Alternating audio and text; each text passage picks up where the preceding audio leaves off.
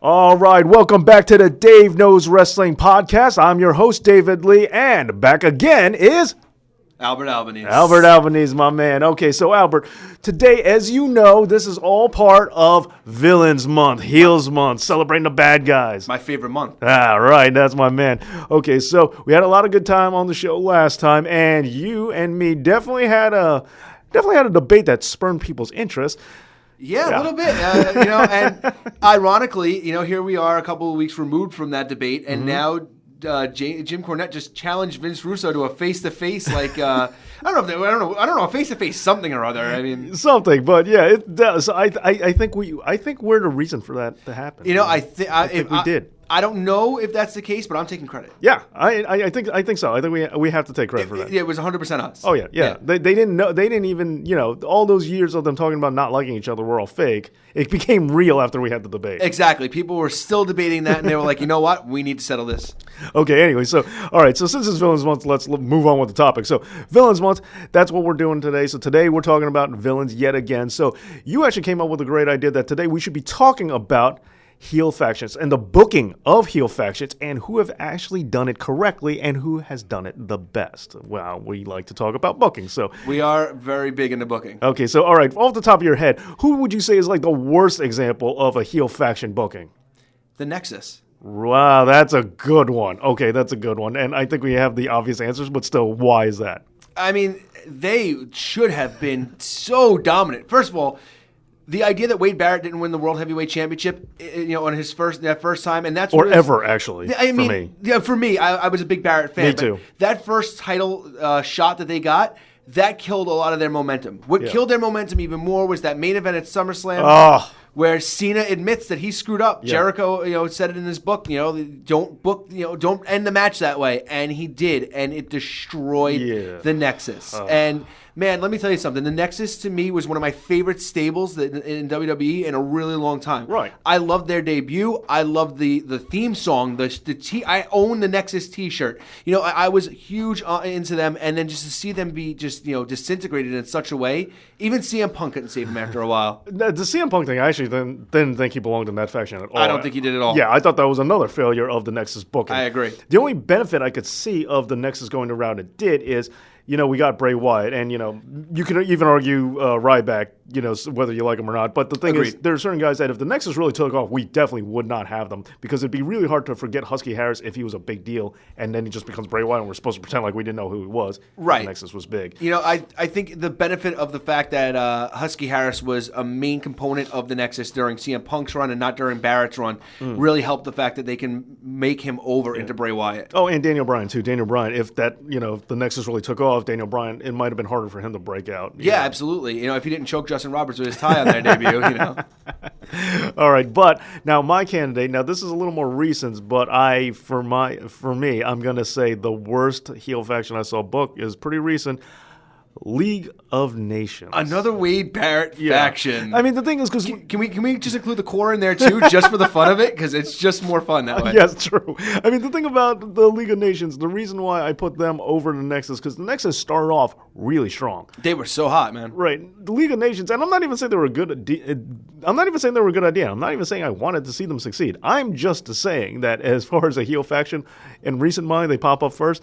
They just were never good. Like, they were never worth watching. No, I mean, they were just lackeys for Triple H, and that was it. Del Rio was just, Del Rio was in the middle of just the most boring run he's ever had, which is, saying something. Really, because Del Rio's kind of always been boring. I mean, his initial run was pretty good, and then he got boring. He was just all boring. Right. Barrett was just booked to fail in every turn. Yeah, and the sad part is, Barrett was kind of like on, teetering on with the injuries and everything. He was kind of teetering on retirement anyway, which was unfortunate. Yeah. But what I would have really liked for him was if he was the mouthpiece, if he was the leader. Yeah, I agree.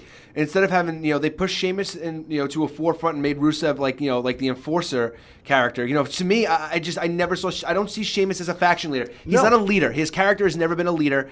Barrett was much more better served to be the leader of that group. I don't even see Sheamus as much of an enforcer either, because I know he's a big guy, but he doesn't seem intimidatingly big. Yeah, agreed. Like, I think he's not Rusev. Yeah, I think he's bigger than Roman Reigns, I think. But Yeah. Roman Reigns and the Shield seemed more intimidating than Sheamus Absolutely. did in the League of, Yeah. Extraordinary Gentlemen or wherever. So, I mean, the thing, and the other part of it, Rusev should have totally been the enforcer. But if I could redo the team, I kind of wanted certain changes. Like, I definitely wanted, especially now that Cesaro's here, I would have had Cesaro in that team. I think Cesaro would have been a good fit, especially, if they kicked out Barrett, to replace Barrett with Cesaro would have been good. I kind of want to. I really wish they were both on the team. And no, I agree. But I know that they kicked out Barrett at one point, and at the very least, they could have went that route. But I think he should have been in there from the beginning. I always thought Cesaro needed to be. Now, correct me if I'm wrong, though. Was that in the middle of his run with Tyson Kidd? No, that was after. It was after. Okay. Yeah. Because if that was the case, then I would understand it. Now, then there's no excuse. You turned him heel now. You could have turned him heel at that point and put him in the group. Yeah, now, and the other thing I wanted, though, and if Barrett couldn't be the mouthpiece, and I actually wouldn't mind stable if it was 5 deep, but I wanted Kevin Owens, Canada. Yeah, they played with that a little bit. Yeah. And it looked like he might have joined, and, he never did. I mean, I know the thing is he's like the lone wolf kind of guy, and he's Right. supposed to stand, and he hates everyone, you know. Right. So that kind of would, mar the whole system. But then they eventually did the thing with Jericho, so, he is capable of having friends. He's Right. capable of... Well, I mean, we saw the whole time he was I just know. using him. Well, he could have used the whole faction, too. Absolutely. I just thought it would have been an interesting stable. And like I said, I'm not committed to the idea of this working. It's just, if I were to do it, and if it was like, okay, we have to make this happen, this is, the approach I would have to it. Right. Because especially now, but the one good thing I think about it was that you look at now, and there's a lot of non-American wrestlers in the company right now. That's kind of rare. That's kind of rare. It is, and it's kind of cool. We have it's a large collection of different guys from different places that can actually have different strengths, which is a nice mix with the WWE. And we're seeing a lot more people, an influx of people from Japan. Yes. We're seeing a lot of people from Mexico. We're seeing a lot of these cruiserweights that are coming out are from much different countries. And it's really cool to see that mix. And that's kind of why, and the League of Nations. When I think about what would have worked for them and what I would have done, I just look at they're a collection of several things. Like the NWO was just addressing the simple fact that there are a lot of WWF guys in this company. Why not draw attention to it? So there are a lot of non-American wrestlers in this company. Why not draw attention to it? And the other thing, now this is going on to another candidate I have for a terribly booked wrestling heel faction, is I would have really liked it if Wade Barrett was kind of like the mouthpiece because of his health, and he was backing up this team, very similar to another poorly booked faction, Natural Born Thrillers. Oh my God! I almost forgot about the Natural totally Born wish Thrillers. that Bad News Barrett was the Mike Sanders of that crew, because I love that team. I thought they were great. They were awesome Right. in their debut, and then they started playing around with everybody. Yes. They started changing things around. Instead of Palumbo, it was Palumbo and Hair, but it was Jindrak and O'Hare, and then it was Palumbo and and Stasiak, and then it was Jindrak. And it was just they started screwing around with that all that. Reno was awesome. Like his debut was the roll of the dice. That whole character was all of it. Yeah. And you were SOL. Like Mike Sanders, I think, is one of those guys that doesn't get enough credit because I really underrated. Oh yeah, on the mic especially, he was so underrated. He wasn't, and I always loved his gimmick. He wasn't great. Right. He wasn't the best. He was above average. Right. So good. Now I heard that he's actually a stand-up comedian now because he actually had to retire from wrestling because of injury. So that's what I heard he is now. But I'm a huge Mike Sanders fan. So the whole thing with Mike Sanders and Natural Born Thrillers, and the other thing was they had, and not only that, but kind of like the Nexus, they had wasted potential because they were the guys that came from the development and then they came into the mainstream and just took the world by storm. Right. It was very similar to the Nexus in that respect. And I think the Nexus did it better, but still. Yeah, but I think WCW was doing a great job in pushing a lot of these younger talents to the forefront at that point. Yes. And you had these guys beating I think did they beat Nash and DDP for the tag titles? I believe so. Yeah, they're defeating guys who were former world champions. Yeah, okay, they weren't world champions at the time, but you're still knocking them off. It was the same thing as the build for Mr. Kennedy when he first came up, defeating 7 world champions before he became, he got his big, the big push against the Undertaker. Right. You put these guys in a position where they're going to beat your main guys on the roster. And you're gonna have them bump up the card. Their dissension, the way they broke up, everything, just after their initial liftoff, it was almost all downhill from there. And their biggest strength for me is also their biggest weakness in their career was that, the power plant was was going to really make a mark. If they could show that you have these like 6'5", 6'6" guys who are like, pretty big, like, 260 plus or whatever, but yet they can do swantons and the Hurricane Ranas, or, they can take the top rope, they can do anything because that's what the power plant does. That would be an amazing advertisement for the school. Absolutely. Right. But it was also their biggest downfall in a lot of ways because once WWF bought WCW, there was no chance that they were going to endure. Like, Vince has always been against really pushing for, outside talent for the most part. And there was no way he was going to sit there and say, okay, here's the, the bullpen, here's the, here's the developmental for the other company, and I'm going to promote saying that they know how to train wrestlers better than I do. There's no chance. They have no chance. No, absolutely. And it shows. I mean, let's look at the careers of some of those guys. Sean Stasiak became a joke the second he came back to WWE, and he was a joke before that as Meat. Yeah. Sean O'Haire had a decent run. Yeah, the Devil's Advocate character was that. really awesome, and they dropped it for some reason. Chuck Palumbo, they just started and stalled so many times. Billy and Chuck. That was his most successful run as being half of a kind of wanting to act like a homosexual tag team. The ambiguously gay duo from Saturday Night Live. That's what they were. Mike Sanders never even got a shot. No. Reno never got a shot. I'm missing somebody. Jindrak. Mark Jindrak. Who was supposed to be an Evolution and got kicked out for Dave Batista. And so he was supposed to be an Evolution. He was in on Team Angle, for a little bit with, oh my God, why can't I think of his name? It was the other, Luther Reigns was the other guy on Team Angle. So they got pushed for a little bit there. And then all of a sudden, he's huge now in Mexico. Is Marco Corleone? Is it Marco Corleone or something like that? He's really big there, and so good for him that he's made a career somewhere else. But man, they were all failures in WWE. So I think I officially changed my answer. Forget the League of Nations. I'm switching it to Natural Born Thrillers. That will be my answer for worst book faction. That's pretty good. Worst book heel faction. Look, and let's face it. Let's instead of just scraping to the bottom of the barrel of some of these these factions, let's look at the major big heel faction. Yes. Okay. There are two of them, and I think one was booked for the most part correctly. There are parts where there was a lack of talent kind of really killed them. And there was one that started off as taking over the world and became the worst booked faction pretty much ever and very quickly. And I'm talking about, obviously, in order, the Four Horsemen and the NWO. Right, okay. But before we get into that, Albert, tell everybody where they can find you. Well, if you want to check out my stuff, you can go on Facebook.com/the Slam Sessions Podcast Network, and if you want to follow us on Twitter, it's at the Slam Sessions. Look us up. All the stuff is on YouTube, and if you like me here, you like me there. That's true, absolutely. So you like the show, definitely check out Albert because he's always a great part, a great addition to the show every time we have him on, and his show is just as good, if not better. I don't know about better, but hey, there's no Dave Lee on my show, so Well, okay. Well, all right. So now on to the heel factions that we're talking about, the success stories of the heel factions. We have, as you mentioned before, the Four Horsemen and the NWO. And you're right that the NWO did go from great to zero. But you think the Horsemen is the best heel faction ever booked? I do. And it's only, the later incarnation of it, the middle incarnation of it, maybe the weakest link. Paul Roma being a member of the Four Horsemen, I think it hurt a little bit. Well, are you one of those people who says that counts? Because there was only three. There's technically only three people at the time, so technically it wasn't the real Horsemen. Yeah, because it was Anderson, Roma, and Flair. I know. At one point, I believe there was a fourth guy in there. I don't remember. I don't remember the timing. Like I said, they still billed them as the Horsemen. They were still. I'm just trying to give you an out. No, that was, to me, that was a low point. It was. Even a lot of people don't like the incarnation where Sid and Barry Windham were a part of the Four Horsemen because remember Barry Windham was a very big, was a guy who fought the Horsemen for a very long time, then randomly joined them, and then Sid became a member, and but I liked the idea that Sid was just not the enforcer because that's Arn Anderson, obviously, but he was the muscle. Captain Scissors. Oh my God! I can't help it. You can't say Arn Anderson, Sid, and without me bringing up Scissors, I have to. But I was gonna say, I like Barry Windham in the team, and if I'm because I was a big Barry Windham fan growing up. And I hear your point.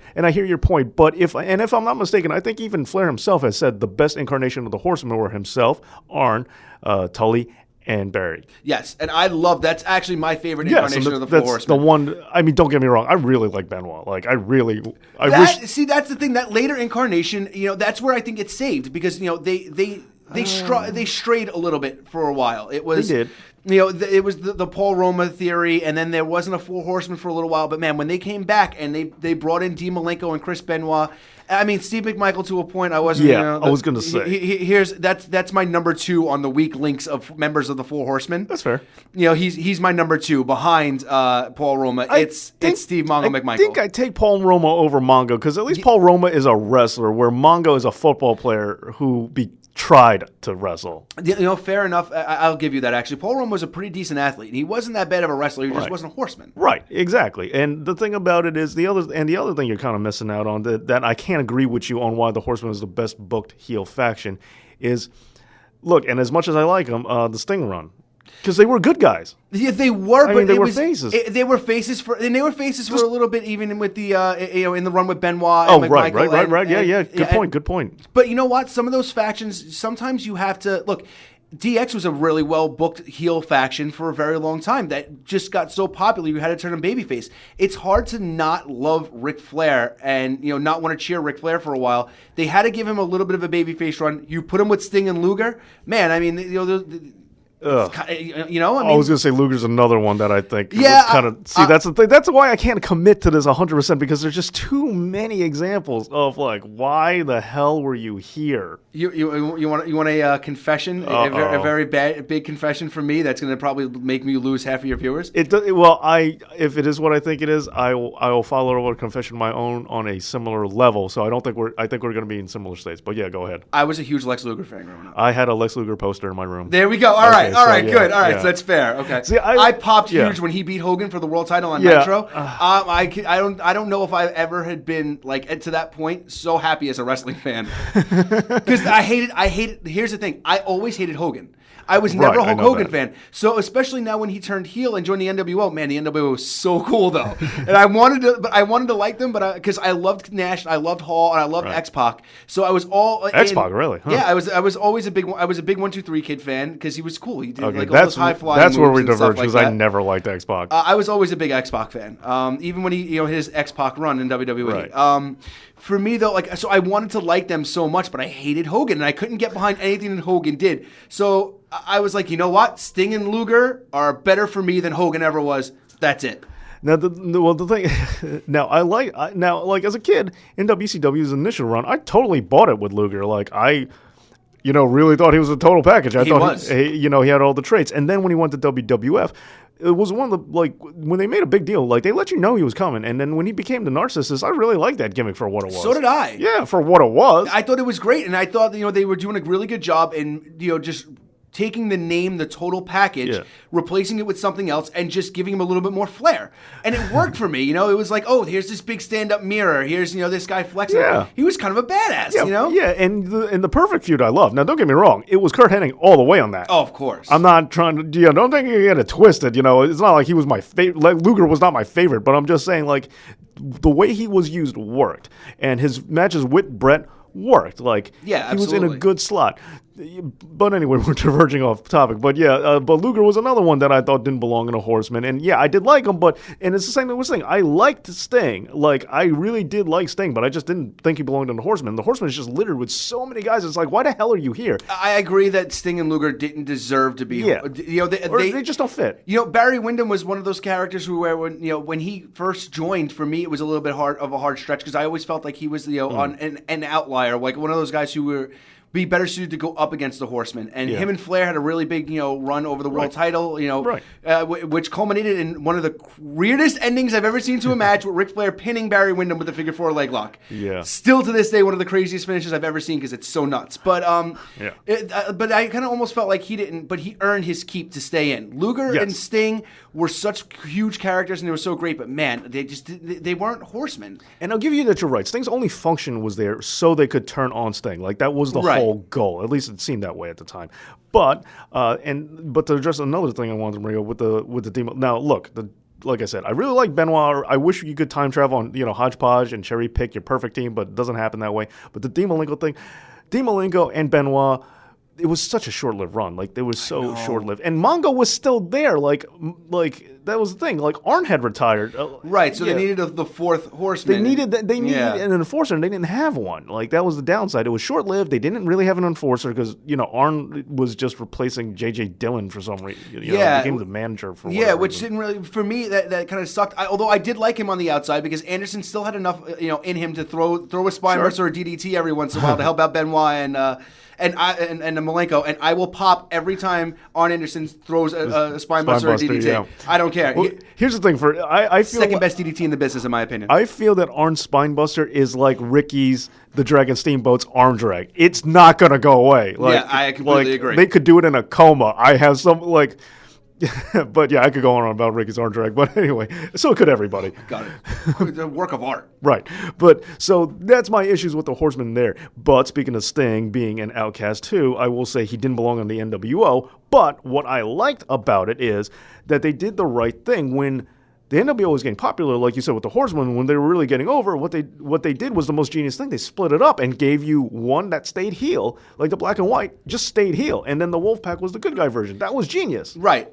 Here's the thing. The initial booking with Sting was, one of the most fantastically booked angles in the history of wrestling. Whatever you can say what you want. Yeah, I will never argue that. The idea of the Crow Sting, the fake Sting, the NWO Sting. Oh my God, he's turned his back on all of us. Our Lord and Savior, the guy who was going to save us from this horrible faction, is gone. Oh my God, no, he's not. I mean, it was just, oh my God. And then they ruined it. Of course they did. It was WCW, they ruined everything. But my God, to a point, that was the greatest booked story I had ever seen. I watched every week, and it was such a gamble. It really was. We're going to take the guy who's the franchise of this company, and we're going to hold him up for about a year. Yeah, and he did nothing. Yeah, He stood in the rafters and watched everything going on and dressed in their colors. It just looked like he was tailor-made to be in this faction. And then they gave it to you, and then they pulled a bait and switch, and it was the best bait. Honest to God, the best bait and switch in wrestling ever. Nice. It really was so good. I'll agree to that. But the failure of the angle at Starrcade '97, which. You know how I know this is such an atrocity? Because I know some fans who are pretty serious wrestling fans who don't really remember that. That's how you know it. Like, I know people who have actually retconned it in their head. Like, nope, that didn't happen. Sting kicked his ass and it was over. Right. And he held up the world title, and that was the end of it. Yeah. I know people who have just completely brainwashed themselves, and they just don't want to remember that happening. But at any rate, that was bad for Sting. But was it good booking for the NWO as a heel faction? Yes and no. I mean, let's face it. By major events that went, that went on, NWO always won, and they needed a loss. And that Luger loss on Nitro with Hogan wasn't enough for me. I really just think they were booked way too overpowered. See, the thing, actually, I go the other way with it. I think their failure was that they weren't booked strongly enough. Like, I think the thing was, they took over like half of the company. And okay, look, they started just shoving every loser that they could think of that they had nothing to do onto the team. And that was want to talk about people who didn't belong in the Horsemen. When you have 3 limos pulling up and half the guys you didn't even remember were even in the NWO anymore. But if you're going to do that, I don't think it's necessarily bad, but just run with it. I kind of wanted to see, they took over like half the company within a year, but then after that, it was just the same. I kind of wanted to see a point where, they were getting the name put into the pay-per-view. I kind of wanted to see them go the other way, where every pay-per-view was an NWO pay-per-view, and they officially took over the company, and every single person was in the NWO. And that's just how it was. The company was rebranded. And I actually thought, legit, non-kayfabe, there was a chance that WCW might just repackage themselves as the NWO. I mean, they almost did. That's what I thought. Bischoff was the first guy who really thought of the brand split. Right. That was supposed to be Thunder. Thunder was supposed to be the NWO show, and Nitro was supposed to be the WCW show, which I thought would have been awesome, except for the fact of what are we doing? If you do that, you're breaking the NWO up. But, here's the thing. This is what I want. Like the Star Wars trilogy, okay? So, Star Wars, I'm not going to say A New Hope, Star Wars. Star Wars. Star Wars, yeah. So fine, they blow up the Death Star. So that's what Sting and Starrcade '97, done correctly, should be. Right. Then the middle chapter is going to be your Empire Strikes Back, where the Empire, the NWO, actually take over, and they actually completely spend the next, you let Sting have a decent run. And then the NWO starts having turmoil and struggling a little bit, but then they start coming up with something. And then whenever, you let Sting definitely have a solid run, a good enough run, but then when they start taking over, let the NWO go full blast and let them have a total year of dominating again. And I mean, take over everything. And then the year after that is all spent about Sting and his inevitable revenge, where the return of the Jedi part, and at that point in time they would also have Brett there too, which if used correctly would have been that storyline. So that's what I think. But so that's the failures of the NWO. Now, where do I think the best heel faction that ever booked was? Yeah, that's my ideal booking for the NWO, but I'll concede with you that no, they were not the best heel faction ever booked. Do you have any other candidates other than the Horsemen or the NWO? I think the original DX run was booked super great. They did a really good job. I mean, the whole Rick Rude thing was a little weird. But, you push past that when it was really just the two of them in China. Triple H, Shawn Michaels, China, where they were booked well. Shawn was the world champion. Triple H was, the European champion. They did a lot with the dissension in the ranks to have Shawn not want to drop the title to Hunter, and then Hunter wins it. And now they were booked well. There wasn't too many chinks in their armor for a little while, and then Shawn loses.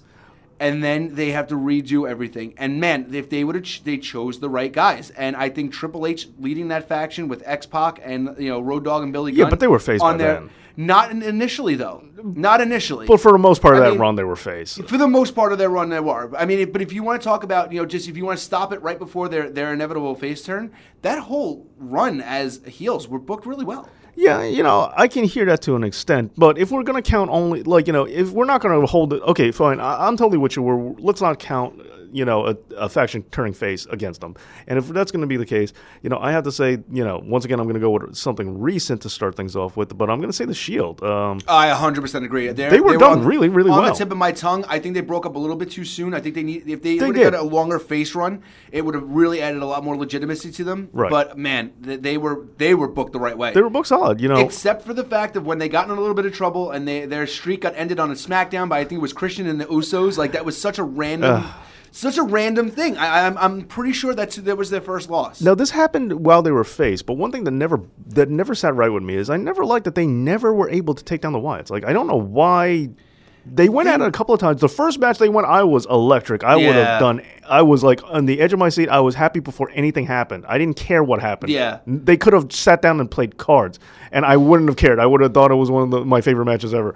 They had me that dude, but they never were able to take down the Wyatts. But here's the question. But that leads me to this. Wyatts or Shield? Booked? You're talking about booking-wise? Just booked and your favorite. Which team do you prefer, and which team do you think was booked better? The Shield and the Shield. Really? Yeah, okay. I mean, I love the Wyatts, but they broke up the Wyatts too soon for me.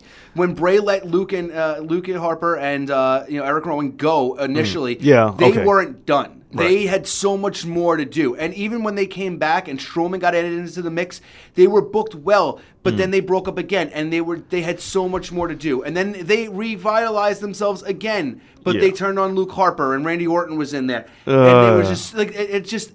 Again, a guy who doesn't belong in a faction. Daniel Bryan didn't belong in that faction either. No. There was a lot. They made a lot of mistakes booking the Wyatts, and the Wyatts should be my favorite faction of all time if they didn't book them so crappily. This is why I say the Shield. I think the Shield was booked well. I think they were booked. They were booked as monsters. I don't think they were ever looked at as jobbers. I think the Shield was just booked the right way, and look how it turned out to be. All three guys became world champion. Yeah, that's a fair point. I kind of lean you on the Shield. I mean, I have to. In terms of who was booked better, now personal favorite. Who do I like better out of the two teams? I do like the Shield better. Who was booked better? Yeah, when you put it that way, I have to go with Shield. But the same thing that. The breakup really bothered me. I know that was during their face run, so it doesn't matter. But the breakup bothered me because the Wyatts, while it's a hindrance, I like the fact that they broke up, but they were actually able to get back together, and you didn't question it. Like, Yeah, no, it was the way that they did everything kind of made sense to me. I liked it the way that they did get back together. I didn't like the fact that they broke up in the first place. And I agree. And I agree with that. I hear you on that. I definitely do. And if we're talking about, and the other thing is, if we're talking about NXT, when we're going to bring this up, is I liked how the Wyatts transitioned from NXT to the main roster better than I think the way the Shield transferred from NXT to the main roster, because the NXT, they were like a different faction. Like Seth was more like the dude, like in NXT. Seth was the guy. Yeah, and they were like, his lackeys, kind of, you know. And then they came up, and then Ambrose was kind of the guy. Yeah, which is weird. Reigns was never during that faction. Reigns was never the it guy, and this is where like a lot of people crap on Reigns, but I mean, it's kind of funny. Yeah, I think it is kind of funny too. So now, if I have, so the Shield is a really strong answer for me, and I'm not even going to say that they're not. There possibly are the definitive answer to the best for me, who I think is the best heel faction ever booked. If they had a longer run, I mean, forget about it. Yeah, don't get me wrong. Plus, they're fresh in people's minds. They're new, so you have to. I give everything the. Wait a couple of years, wait a decade, see if people talk about them still. I think people will still talk about the Shield, but you never know. I think that like Natural Born Thrillers, no one talks about them. Who saw that? Right. I thought they would. Right, and but at the same point, I think a lot of people will always talk about the Nexus being the biggest failure in the history of booking when it comes to factions, because I think everybody liked them that much. And well, also the thing about the Nexus is there's a definitive pinpoint moment where you could see what went wrong. Absolutely. There's a couple of marks where Natural Born Thrillers don't really have many standouts. It's just the slippery slope of crap. Like it's just an on-rolling, ball that goes downhill, which is unfortunate. So, okay, we're running out of time. So, do you have any other thoughts of heel factions that you really liked how they were booked? The DOA. I'm sorry. I've been thinking of a really funny heel faction in my head the entire time. That's the one that came up. It was either them or Los Boricuas, and I thought the DOA would just was booked even worse. It's okay. All right, this is kind of side point, but now we're having confession time. You know what was Nation was a really good booked heel faction. Okay, I was gonna say I like them. They're not my favorite, but I do like them. But since we're doing weird confession time, I really like Creative Control. Creative Control was cool, man. That was a really good idea. I really like them. I know that was a Vince Russo idea. Yeah, I know it was. I'm giving you credit. I want to make it clear because the commenters might not understand this. It's not like I think everything Vince Russo did was bad. I want to make that clear.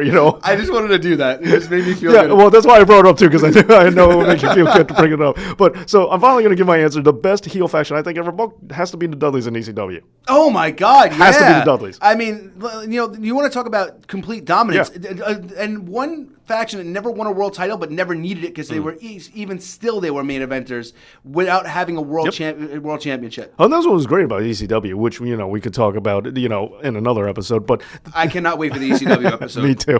But the thing about the way the only strike against the Dudleys, like in the beginning they were like goofballs, but when I'm talking about the heel, and I'm not really counting them. I'm talking about when Devon joined the team. That's from when Devon started. The Bubba Ray, Devon, Big Dick, Joel Gertner, Sign Guy Dudley run. That was the it. I mean, even they introduced Judge Jeff Jones was in there for a little while. Even all the outside characters they introduced, those were the 5 mainstays. I watched ECW pay-per-views to hear the jokes that Joel Gertner was going to tell. Right. I watched ECW pay-per-views to see which guy was going to get powerbombed through a flaming table by the Dudley Boys. They are one of my favorite tag teams of all time. The only downside I have to them is, I have to admit, now I know why it happened because they went to the WWF, but the ending run when Public Enemy chased them out of ECW, that hurt because it was so why would they run from Public Enemy?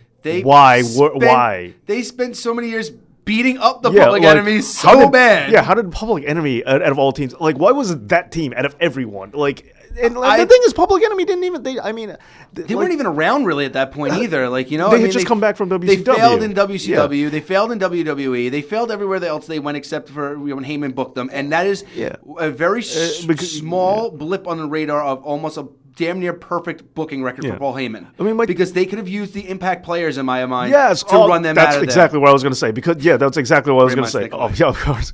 Because I love the Impact players, and if you're going to do that, push it to them. And Public Enemy, they didn't do anything when after him, so it's not like they used that momentum for anything. No. It was just, who's here? Public Enemy, get rid of him. Yeah. And I know that was half done as an embarrassment because he was really mad at them for leaving, but they wanted $1. Yeah, That's I it. know. They wanted $1, and Heyman said walk out. So they did. I mean, and you can't blame the guys for going. And I know Heyman probably held it against somebody. I can't blame him for going, but I'm just saying, like you said, why not the Impact players? And that's exactly where I was going with this. That's exactly what I would have They taken. ran Shane Douglas out of ECW. Right. They beat up on Tommy Dreamer. They ran Raven out of ECW.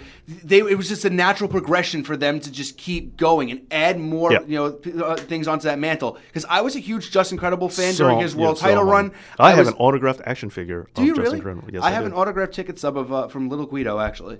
Met him in the parking lot after the second ECW One Night Stand. I worked with Little Guido's older brother. No kidding. Yep. That's awesome. He looks like him, except bigger. So who's Big Guido? He looked and not the actual guy who was booked as Big Guido, who was the big Russian guy. Yeah, because I've talked to him about wrestling a bunch of times. He doesn't really like. He just said his brother always liked wrestling. His little brother always liked wrestling, and this is a side conversation. But he would not believe that I was actually a fan of his brother. He goes, "No, you weren't." I was like, "I will tell you things about your brother right now that you probably don't even know." I loved Little Guido. He was such a. Oh my God! There you go. You want another faction? The full-blooded Italians were. I don't even know if I count them as heel because they were that funny. They were so great. I don't Tracy know if Smothers they're heel though. And Tommy Rich. I mean, when JT Sally Smith Graziano, joined as the Sicilian, that was the clincher. You know what? Maybe it is the full-blooded Italians is the best heel. They're the best heel faction ever. I don't know. Oh my God! All right, we're out of time, but thank you so much for coming on the show, Albert. Of course. And we stopped recording a while ago, ran out of footage. But anyway, this has been the Dave Knows Wrestling Podcast. Thank you so much for listening.